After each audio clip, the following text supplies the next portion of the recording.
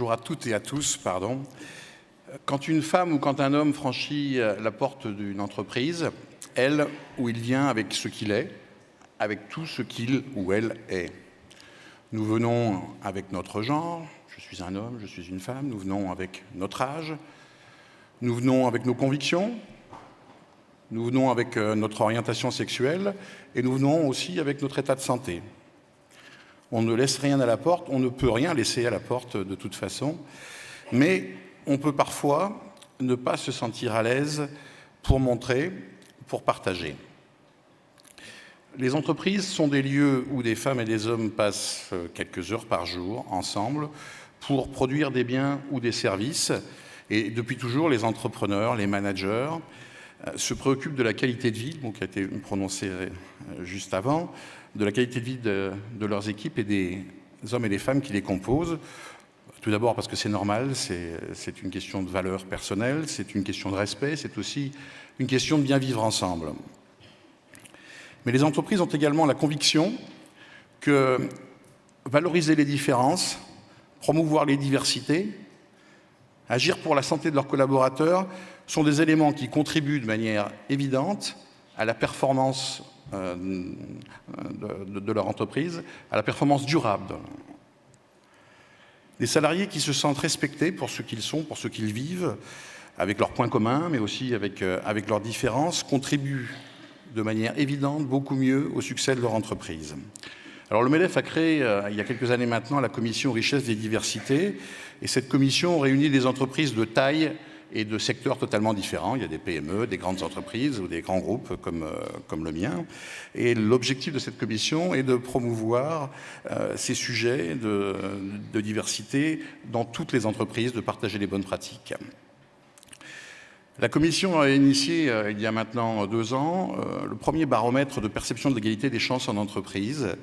Et de ce baromètre, il est ressorti de manière très claire qu'une des préoccupations majeures de nos concitoyens aujourd'hui, et de ceux qui en particulier sont dans le monde du travail, c'était la question de l'état de santé, et qu'ils y voient un risque potentiel d'inégalité ou de discrimination dans le monde du travail.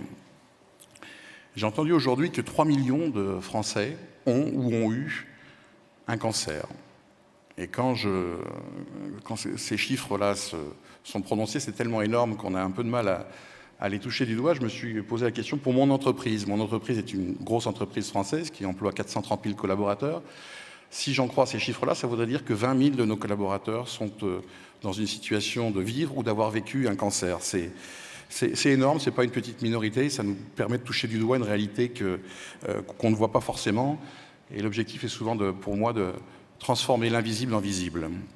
Alors que peuvent faire les entreprises ? Elles peuvent et elles doivent tout d'abord créer une culture inclusive.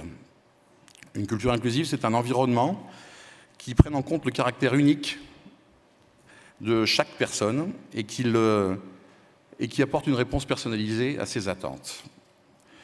C'est comme ça que se crée la confiance, et on sait que la confiance est le ciment de l'engagement. La santé, la vulnérabilité font partie de ces caractéristiques uniques. Un collaborateur qui se sent en confiance pourra faire un vrai choix, dire ou ne pas dire à son manager, à son patron ou à ses collègues. Alors dire quoi ? Dire par exemple qu'il a un handicap. Prenons l'exemple de quelqu'un qui a une déficience auditive. Dans une réunion, c'est un enfer pour lui ou pour elle. Et s'il ne dit pas, s'il ne se sent pas à l'aise pour dire, il sera de plus en plus exclu et prendra un risque quant à son succès dans l'entreprise. Dire que l'on est éventuellement homosexuel et que l'on a une vie familiale, ou bien dire qu'on a un cancer et qu'on vit une période particulière dans sa vie. En fait, c'est dire quelque chose qui nous touche de très près, qui dans la plupart des cas ne se voit pas, mais qui impacte de manière forte, très forte, la personne dans son environnement de travail. Alors notre responsabilité d'employeur, c'est évidemment pas d'imposer une totale transparence sur toute la sphère privée. On ne le peut pas, mais on ne le veut pas non plus. Mais c'est de créer des conditions dans lesquelles chacune et chacun puisse faire le vrai choix, encore une fois, le vrai choix, celui de la discrétion ou celui du partage. Le partage permettant aussi à l'équipe, autour d'une personne touchée, de comprendre et d'adapter son comportement. Alors pour créer ces conditions, il nous faut des managers bienveillants. Et c'est le manager de proximité qui a le rôle le plus important. C'est toujours de lui que dépend la qualité de vie au travail. Alors on peut être un manager bienveillant de naissance, tant mieux, mais aussi on peut le devenir. D'abord par l'engagement de la direction. Si la direction communique clairement avec des messages ciblés et clairs sur ce sujet-là et qu'elle montre l'exemple, alors les managers se sentiront autorisés d'avoir un comportement inclusif. Aussi par la formation. On ne sait pas ce qu'on ne sait pas. J'avoue ne jamais avoir été touché par le cancer, donc je ne sais pas ce que c'est que de vivre avec un cancer dans l'entreprise. Par contre, la formation peut permettre de toucher du doigt cette expérience-là. Dans mon entreprise, par exemple, nous avons formé 30 000 managers avec un atelier qui s'appelle l'Esprit d'inclusion, qui a pour objectif de donner des clés aux managers pour détecter les différences, les valoriser et accompagner. Dernier point, c'est la mise en place de flexibilité. Quand une personne est atteinte d'un cancer, elle doit pouvoir être écoutée et entendue dès l'annonce si possible, mais aussi bénéficier d'un accompagnement personnalisé en fonction de sa maladie, de son évolution et de sa volonté personnelle. J'ai vu récemment dans mon entreprise une jeune femme qui a été touchée de plein fouet par un cancer et qui est revenue, et son manager, son responsable de ressources humaines ont préparé avec elle son retour, parce qu'il n'y a qu'avec elle que ça pouvait se faire, pour prendre en compte ses aspirations, pour écouter ses craintes, pour tenir compte de sa forme physique, de sa forme psychologique, et elle a pu ainsi choisir le rythme de son retour, un rythme progressif. C'est la clé du succès, c'est l'individualisation.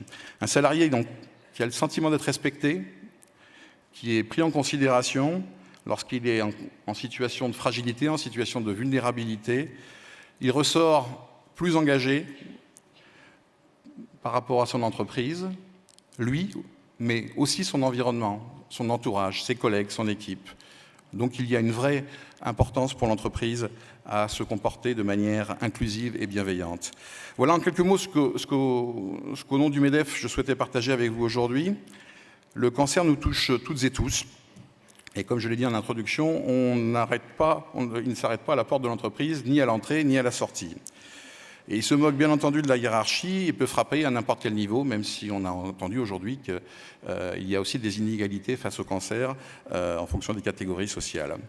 Nous, entreprises, nous avons un rôle à jouer dans ce combat contre le cancer et nous nous sentons légitimes pour en parler et pour agir parce que notre plus grande richesse, c'est sans aucune contestation notre capital humain. Je vous remercie.